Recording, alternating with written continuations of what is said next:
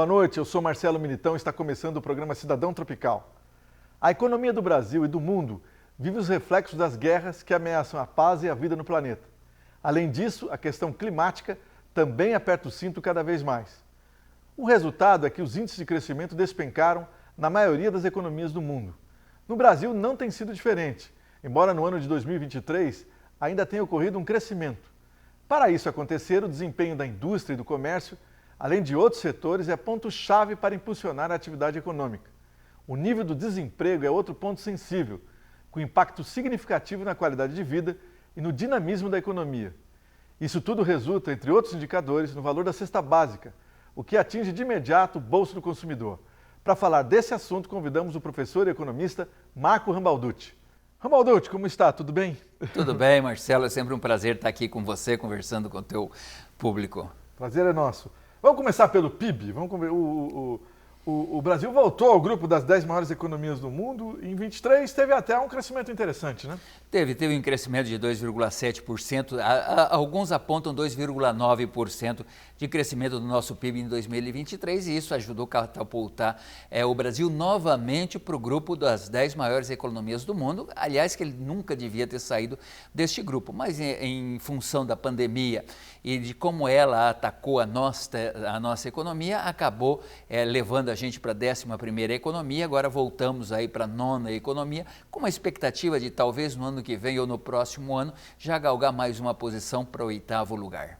2,7 trilhões. 2,7 trilhões de dólares foi o PIB do Brasil no ano de 2023 e isso graças fundamentalmente à agricultura. Nós tivemos aí uma grande produção de grãos, ou superou 300 milhões de toneladas, 320 milhões de toneladas, e isso ajudou muito, alavancou muito a economia, porque quando a agricultura vai bem também, você está vendendo máquinas agrícolas, você está comercializando, você está vendendo e fabricando fertilizantes, você está ativando toda a economia, aumentando a demanda por produtos, e isso ajudou muito o ano passado a nossa economia. E em 2024, vai ter esse crescimento ou não? Não vai ter esse crescimento, não há chance de haver esse crescimento, porque principalmente o impacto que a agricultura teve beneficiando o nosso PIB em 2023 não vai se repetir em 2024. Nós estamos tendo aí uma safra muito aquém daquela nossa, inclusive, expectativa, função da situações climáticas, muita seca num lugar, muita chuva no outro lugar, acabou a produtividade nossa caindo, perdeu-se lavoura e isso acabou reduzindo o nosso PIB. Não é compensada, essa falta de crescimento na agricultura não é compensada pelos demais setores, principalmente o setor de serviços e mais principalmente ainda pela indústria. Deve colher o que em toneladas? É bem menos? Bem menos, 285, 287 milhões de toneladas, há algumas expectativas nesse sentido. É muito, que quebra, hein? Não é uma quebra significativa, principalmente são commodities usadas para alavancar o nosso comércio exterior e isso traz algum impacto, sim, na economia. Fazendo um paralelo com a inflação. E a inflação, vai por conta disso ou não vai impactar? Não, a inflação, primeiro, é sempre bom a gente lembrar que quem decide qual vai ser a meta de inflação é o governo federal, através do Comitê Nacional Monetário, do Comitê Monetário Nacional, que definiu para 2024 a meta de 3% de inflação neste ano. Muita gente culpa aí, às vezes, o Banco Central. O Banco Central que está aumentando a taxa de juros para controlar a inflação. Não, o Banco Central, ele recebe esta demanda por parte do governo. O governo, aí, no caso, esse comitê é formado ali pela Tebet, pelo nosso ministro do Planejamento e também o presidente do Banco Central. Eles se juntam, definem esta meta e falam: Banco Central, está nas suas mãos, cumpra-se. E aí o Banco Central usa de todo o ferramental que ele tem, que é principalmente a taxa básica de juros, para manter aquela inflação dentro dos parâmetros determinados. E o Roberto Campos Neto é uma pessoa de um feeling, de uma percepção muito grande. Como lhe deram este compromisso, o governo lhe cobra esse compromisso, é função precípua do presidente do Banco Central buscar essa meta. Se ele não cumprir essa meta, ele tem que se explicar. Ele tem que se explicar para o Congresso por que ele não atingiu aquela meta. Então ele usa de todo o ferramental para fazer esse cumprimento. E ele cumpre isso com muita propriedade, é muito inteligente. No ano passado foi mais que 3%, né? Foi 3,25% o ano passado. Este ano é de 3%, variando entre 1,5% para cima e 1,5% para baixo. O ano passado era a meta 3,25% com 1,5% para cima, 1,5% para baixo. Nós ficamos ali próximo dos 4% no ano passado, mas ainda dentro do escopo, então, do aceitável, dentro daquela banda de flexibilidade que é dada ao Banco Central. Mas não tem um risco de uma inflação muito maior que isso, né? Não tem não. Neste momento, principalmente com o controle que tem o Banco Central sobre a taxa de juros, o que faz com que faça a demanda recuar na economia. É bom a gente não esquecer que todo controle inflacionário é, por excelência, recessivo. Ele causa recessão porque ele é obrigado a aumentar a taxa de juros para tirar o dinheiro no mercado, e isso acaba deixando o empresário com menos dinheiro para investir ou pagando taxas de juros mais altas para tomar esse dinheiro emprestado. A mesma coisa acontece com nós consumidores, mais juro, menos compras. Então isso daqui faz com que você retire a pressão sobre os preços. É isso que ajuda a controlar a inflação, e ela está muito bem controlada, está acomodada, com um olho sempre no peixe e outro no gato, né? A gente tem que ficar olhando o que está acontecendo com os Estados Unidos, porque o que acontece lá acaba afetando nós aqui. A questão são os Estados Unidos. Também. A economia da Argentina influi alguma coisa? Não, muito pouca influência tem a economia. Venezuela, que está com um problema sério, né? Nós temos três grandes influenciadores aqui que a gente precisa ficar olhando. Primeiro, os Estados Unidos, porque quando você tem um processo de inflação nos Estados Unidos, o Banco Central de lá, o Federal Reserve, ele aumenta a taxa de juros e torna atrativo as pessoas pegarem o dólar e saírem investindo lá.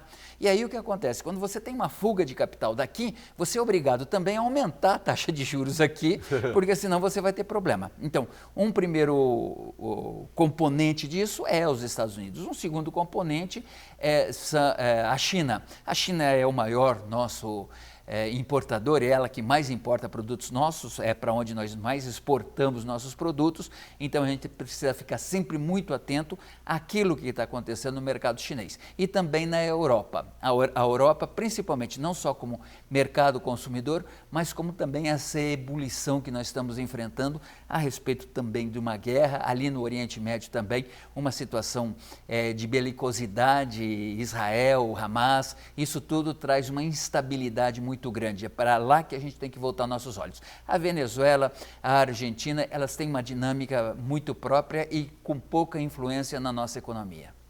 Então, mesmo que o presidente Milei acerte a economia lá, não tem grande impacto aqui. Não vai ter grande impacto aqui. É ruim para nós. Aliás, quando alguém vai mal na economia, seja na Argentina, no Brasil, é sempre ruim para todos. O que a gente tem que torcer é para que a Argentina possa se recuperar, possa criar as condições necessárias para eles crescerem, porque são os nossos grandes parceiros aqui na América do Sul. E nós queremos manter essa parceria, nós temos muito carinho pela economia argentina. Nós podemos não gostar do futebol deles, mas tirou isso daqui, nós somos irmãozinhos. Então, o que acontece? Dependemos, sim, um do outro, mas somos muito menos reféns da economia argentina do que propriamente a economia argentina é refém do Brasil. Ela depende mais de nós do que nós dela. Vamos falar do Boletim Focus. Muita gente não faz nem ideia do que seja. Vamos pedir uma explicação para o Ron Balducci sobre esse relatório divulgado pelo Banco Central. Por que tem o Boletim Focus? É muito interessante essa pergunta. Eu tenho certeza que tem muita gente até que recebe por e-mail as avaliações semanais do Boletim Focus e não imagina o que é. Na verdade, é muito interessante, porque a economia não é uma ciência exata. Ela tem uma variável lá que a gente não consegue prever, que é o ser humano. O ser humano, na economia, é o agente, é a variável que a gente não consegue prever. Mas todas as instituições grandes do país, eles fazem as suas equações, as suas contas, são equações enormes, sabe? Procurando o algoritmo que vai ajudar eles a definirem Qual deve ser a taxa de juros para daqui a 12 meses? Qual deve ser, para onde caminha a taxa da inflação? Qual é o crescimento? Por quê? Porque eles precisam orientar os investidores que aplicam neles. Então, todos eles têm lá uma plataforma onde eles colocam os dados e vão retirar algumas informações. É claro que isso daqui faz parte do métier deles e cada um guarda com 7 chaves as suas equaçõezinhas, não é certo? O que faz o Banco Central? Pega mais de 100 dessas empresas que fazem essa avaliação, não é certo? Fala, não quero saber como que você faz, mas me dá aqui o que você falou que vai. É o resultado disso. O resultado disso. Aí o que ele faz? Ele faz uma média e tira uma média das avaliações de mais de 100 empresas especializadas nessas previsões e cria o Boletim Focus, que chega na manhãzinha de todos os e-mails de quem está interessado, às segundas-feiras. Então ali ele vem trazer qual era a previsão do IPCA para o mês passado. Quanto que aconteceu agora? Qual é a previsão para daqui 12 meses? Isso do IPCA, isso do PIB e isso da taxa de câmbio, principalmente. São os 3 grandes indicadores. Bate depois, na maioria dos casos, não? Bate sim. E é interessante que o Banco Central ele faz o seguinte, ele premia aquela empresa que teve a maior assertividade, tá certo? E essa premiação aconteceu há 2 semanas atrás. Vem o Banco Central, faz uma festa ali, convida todo mundo e aponta quais foram as empresas que tiveram mais nível de assertividade. Por quê? Porque isso daqui também é bom para a empresa. É bom para a empresa porque ela passa a ter uma propaganda, olha, eu sou o cara que mais acerta. E ajuda as outras empresas, incentiva as outras empresas a buscarem essa competitividade para estarem lá. Olha, eu não sou o cara que mais erra, eu sou o cara que mais acerta. Então venha investir aqui comigo. É muito interessante essa chegada do Banco Central, eu gosto muito. Professor, vamos agora entrar nesse programa do governo Acredita, né, que o governo Lula lançou essa semana para atender beneficiários de outros programas sociais. Você gostou, achou que isso vai adiantar alguma coisa? Olha, na verdade, a economia como um todo, principalmente o modelo capitalista de produção, ele precisa de crédito.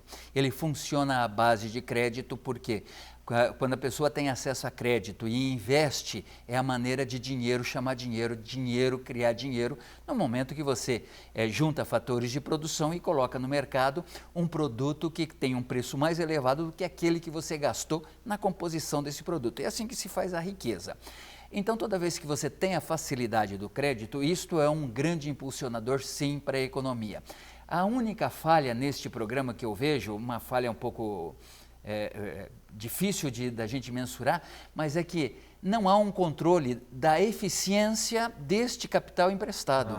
Quando a gente não consegue monitorar, olha, a verdade é uma máxima que a gente não pode esquecer. Quem não mede, não gerencia. Quem não mede, não gerencia. Então é o seguinte, se você não tiver métricas que digam, olha, o resultado alcançado por este programa foi este, atendeu tantas famílias, aumentou a produção de tanto, diminuiu a taxa de evasão de dinheiro ou diminui a inadimplência das empresas, quando você tem este resultado, você fala, este programa foi bem-vindo e atingiu seus resultados. Quando você não tem métrica, quando essas métricas não estão divulgadas e não estão claras, você passa a ter uma certa desconfiança sobre a potencial deste programa atingir os resultados que ele se propõe a atingir. Ele é voltado para pequenas empresas, né? Tem mesmo, as pequenas empresas têm dificuldade de conseguir dinheiro, de crédito? Tem dificuldade de conseguir crédito. Essa proposta do governo é para que ele pague a taxa Selic mais 5%, o que é uma taxa de juros bastante interessante para aquele que está tomando crédito e principalmente que ajude a essas empresas saírem da inadimplência, para terem fluxo de caixa para poderem fazer este investimento. Isso é muito interessante, resta saber se a gente vai conseguir atingir os objetivos desta medida. Sem controle nenhum, o cara pode pegar o dinheiro lá e gastar Exatamente como quiser, até viajando, vamos supor que não. Por exemplo, ou de uma maneira que não é adequada. Então, toda vez que você vai pegar um dinheiro emprestado, o que é que o banco vai te pedir? Quais são as garantias? Qual é o seu projeto? Como você precisa investir? Qual é o teu mercado? Qual é a expectativa de vendas? Ora, se você não tiver nada disso daqui, você está colocando dinheiro, mas você não sabe se ele vai trazer ou não o resultado. Teria que apresentar um plano, então? Tem que apresentar um plano mínimo daquilo que você, qual é o potencial de crescimento e aí eu te cedo o crédito. E depois de fazer essa cessão de crédito, eu tenho que fazer o monitoramento para saber se os resultados, primeiro, se o dinheiro foi aplicado naquilo. Segundo, para saber se os resultados obtidos com aquele investimento surtiram os efeitos, tanto para a empresa quanto para a economia como um todo. A gente que acredita que, falando do programa Acredita, né, que por outro lado aumenta o déficit público, ideias como essa. Você concorda? Eu concordo. Toda vez que você acaba canalizando dinheiro do governo federal para algum tipo de programa, certamente, se você não tiver de onde cortar, isso vai aumentar o déficit. Mas, de qualquer forma, é um bom investimento. A despeito de você correr o risco de ter um aumento aí nesse endividamento, se ele vier bem sucedido, ele vai gerar arrecadação, vai gerar impostos e ele vai se pagar. Então, esta é a grande ideia, que ele possa vir a se pagar com o crescimento econômico propiciado por este crédito. A dívida brasileira continua crescendo, né? Continua crescendo e há uma dificuldade muito grande por parte do governo em conter este crescimento da dívida. Isso por quê? Porque a nossa universidade lá está em greve exigindo melhores salários, reposição salarial. Não tem no orçamento espaço para fazer esse pagamento. Então é uma questão de negociação. E toda vez que você tem uma situação dessas, isso está impactando fundamentalmente a sua base, a quantidade de endividamento que você vai fazer. Tudo isso tem um histórico muito ruim para nós. Toda vez que nós temos um endividamento muito grande, isso vai trazer algum tipo de consequência. E o governo tem muita dificuldade de trabalhar em manter o seu caixa mais ou menos equilibrado. Continuaremos ainda gastando mais do que a gente arrecada. A questão do teto, possivelmente... Não, o teto já foi embora e esta nova política adotada, aprovada o ano passado, ela está sendo vilipendiada de alguma maneira também, né?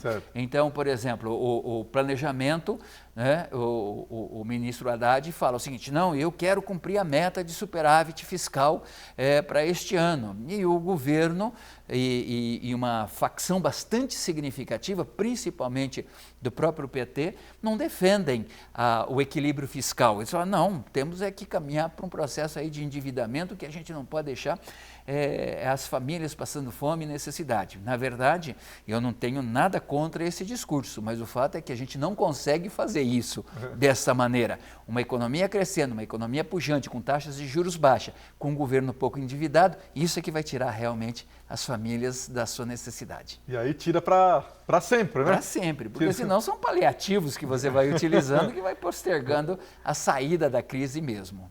Vamos falar de um setor que, se tivesse melhor, ajudaria muito, que é a indústria e o comércio de bens e serviços. Como estão os números desses dois setores aí nesse primeiro trimestre?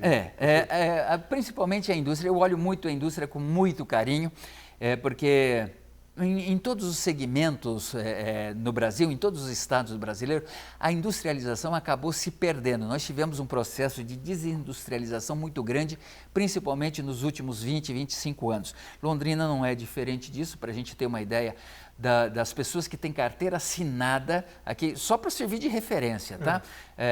Londrina, nós temos 12,8% de empregados com carteira assinada trabalhando na indústria. 88% não são da indústria. Não são da indústria, são na área de serviços, na área de comércio. Então, esse é um número surpreendente. Né? Mas perfeitamente. E para a gente ter uma ideia, isso impacta diretamente no PIB da cidade de Londrina. Se você pegar o PIB da cidade de Londrina, ali de 2021, que é o último dado que o IBGE tem, é de 23 bilhões de reais. Outras cidades congêneres têm no mínimo o dobro desse PIB. Por quê? Porque elas têm o dobro de pessoas trabalhando engajadas no setor produtivo e industrial, que é aquele que realmente agrega valor.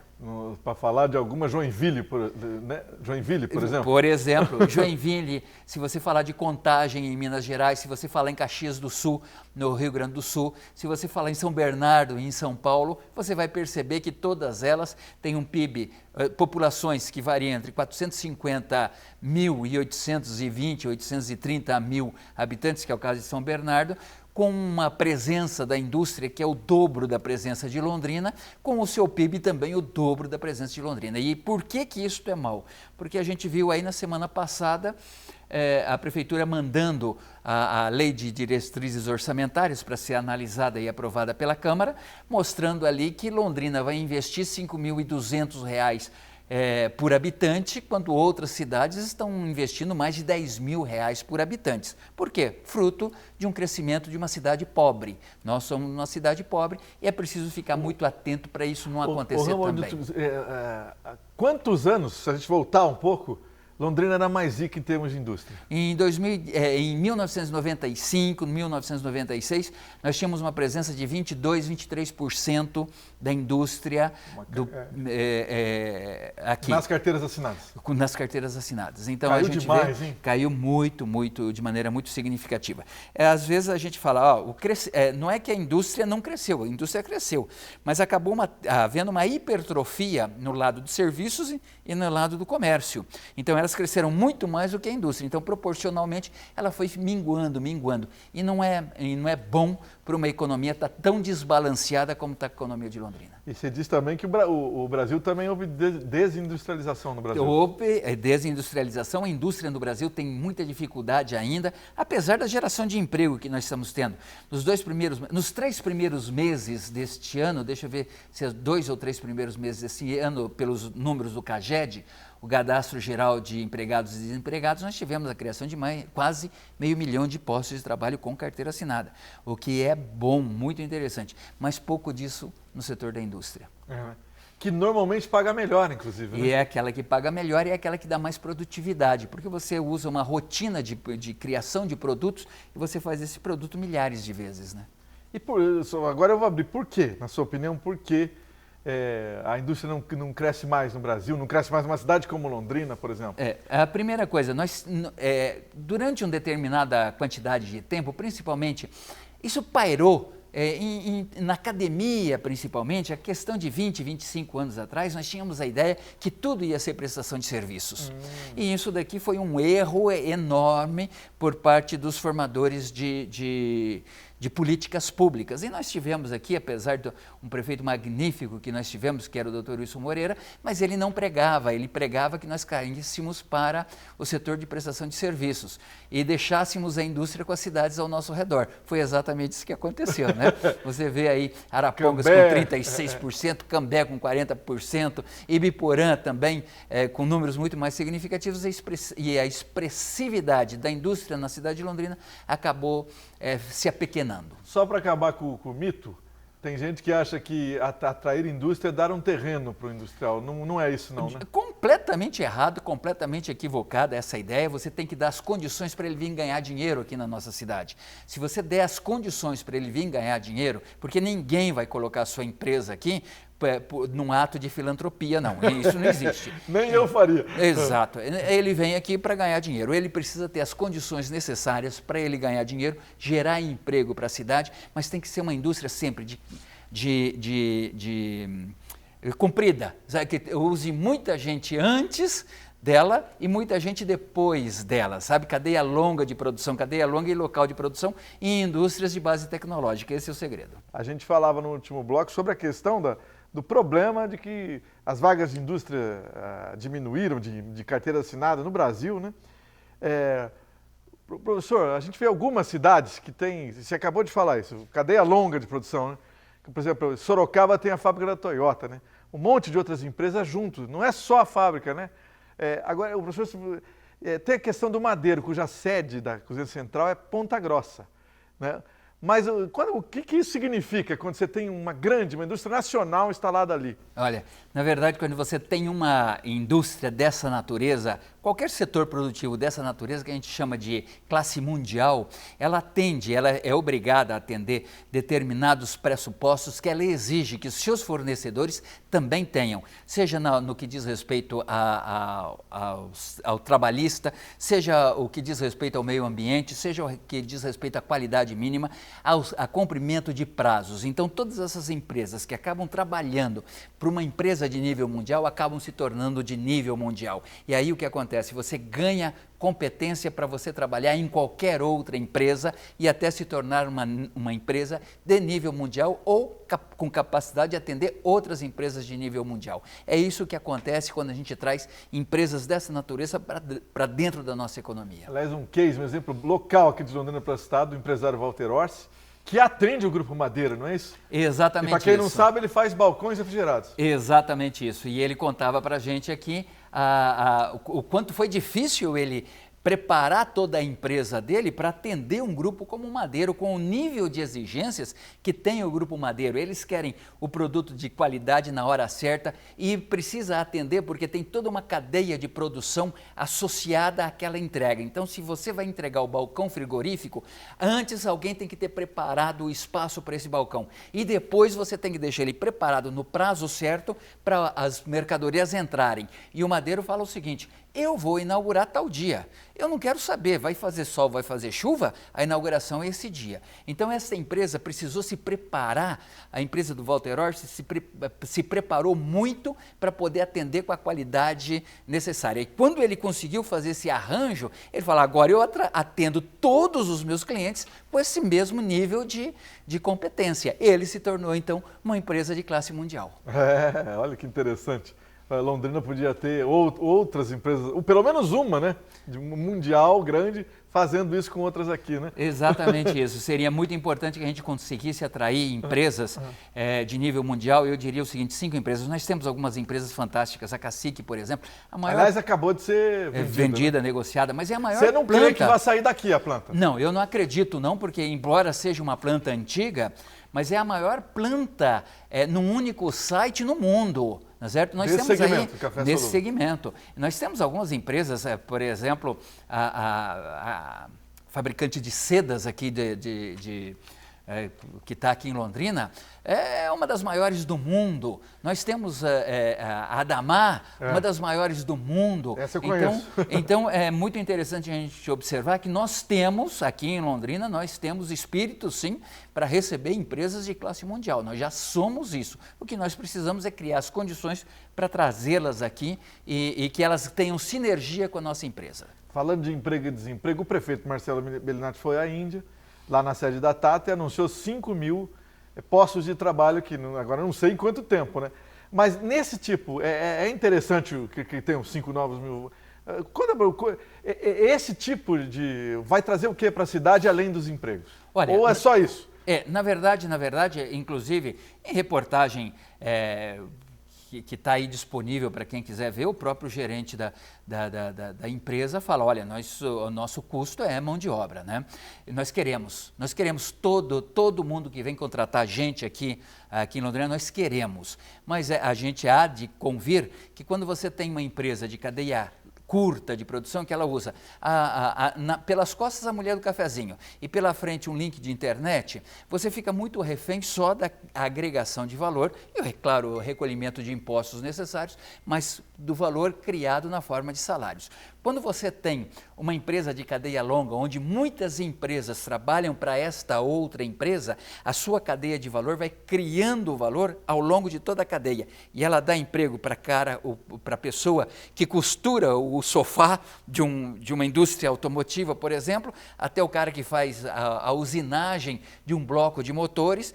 Toda uma cadeia. Quando terminou de construir, por exemplo, um veículo, você tem todo o sistema de transporte desse veículo até o porto ou até as outras localidades. É o depois que você fala. O depois. Então você tem um antes, um durante e um depois. E ela é uma grande distribuidora de riqueza. Ela não fica concentrada na mão de um único agente, ela é espalhadora, democratizadora dos valores que criou. Então, de novo, queremos sim empresas, e fico muito satisfeito de escutar essa notícia, mas é bom a gente ter sempre em mente que ela é uma empresa de cadeia curta. Não só em Londrina, mas no Brasil, se tivesse hoje um bom dinheiro para investir, que indústria você traria? Eu traria uma indústria de carros elétricos de última milha, seria uma indústria de drones agrícolas, uma indústria de robôs industriais, uma indústria de células fotovoltaicas e uma indústria de alimentos na área de proteína vegetal.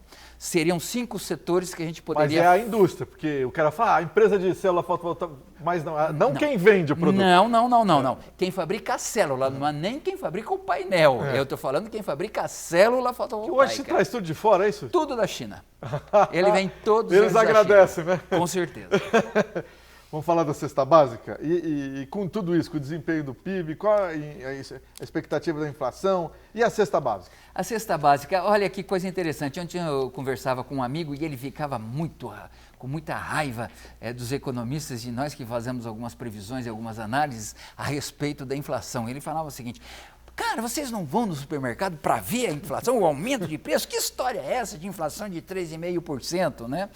Na verdade, ele tem razão no seguinte sentido. Primeiro, que a inflação pertence a cada um de nós. Aquilo que eu compro, se você tem criança em casa, você compra fraldas, mas descartáveis. Então, você gasta muito com fraldas descartáveis. Uma pessoa que é de mais idade, que tem problemas cardíacos, gasta mais com remédio. É claro que um aumento no preço do remédio vai impactar muito mais e vai impactar o aumento da fralda muito mais o outro. Então, cada uma inflação é muito pessoal, tá certo? Mas, de qualquer forma, a gente faz o acompanhamento aqui na nossa cidade dos 13 produtos que compõem a cesta básica. Então, para alimentar uma pessoa, um adulto, durante 30 dias, no mês de março, seria necessário R$ 587,30. Portanto, é uma situação complicada para quem, por exemplo, ganha um salário mínimo, né? R$ 1.420, percentual quase a metade, né? Quase a metade só em alimentos. Eu não estou falando em transporte, eu não estou falando em saúde, não estou falando no aluguel, na água, na luz e tudo isso. Telefone, sair. Exatamente. O deslocamento que você tem que fazer, às vezes a roupa que você precisa comprar, então tudo isso daqui tem que estar embutido nesse salário. Então a gente vê que realmente, embora ela tenha subido 2,7%, o que é impactante, tá? Mas de fevereiro para março, ela ainda está contida quando a gente olha, analisa ela nos últimos 12 meses. Então, o preço da cesta básica no mês de março do ano passado estava muito parecido com o preço da cesta básica deste mês. Tem algum vilão aí, não? O tomate é um vilão, a gente viu aí... E o brasileiro come tomate. Come tomate. Então, uma coisa que a gente sempre recomenda, eu não posso tirar da minha lista o tomate. Agora, você pode. Lá vai economizar. Exatamente isso. Então, se o tomate está caro este mês, puxa vida, ninguém vai morrer com a falta de tomate. Tá certo? Então, faça uma substituição. Aquilo que eu não posso fazer, você, dona de casa, você que compra as mercadorias de casa, você tem a obrigação de fazer isso. Então o tomate que foi muito acima da inflação? Foi muito acima. Para a gente ter uma ideia, cheguei a ver o quilo de tomate a R$13 o quilo, o que é realmente impressionante. Haja visto que no mês de janeiro ele estava a R$4,50, então ele subiu muito. Em compensação, a carne, que tem um impacto muito grande na composição. A carne, para a gente ter uma ideia, ela representa 40% em média do custo de uma cesta básica. 40%? 40% é a carne. Por quê? Porque é a proteína de referência que a gente usa e é a quantidade deste alimento que você tem que fazer numa composição saudável de alimentos. Então, na verdade, ela tem um impacto grande, mas ela baixou um pouquinho o preço. E isso ajudou a trazer esse preço da inflação para um patamar mais interessante. Professor Marco Rambalducci, muito obrigado por todas essas informações. Grande abraço, bom trabalho. Eu é que agradeço a oportunidade e grande abraço para você também. E o programa Cidadão Tropical já acabou. Domingo que vem tem mais.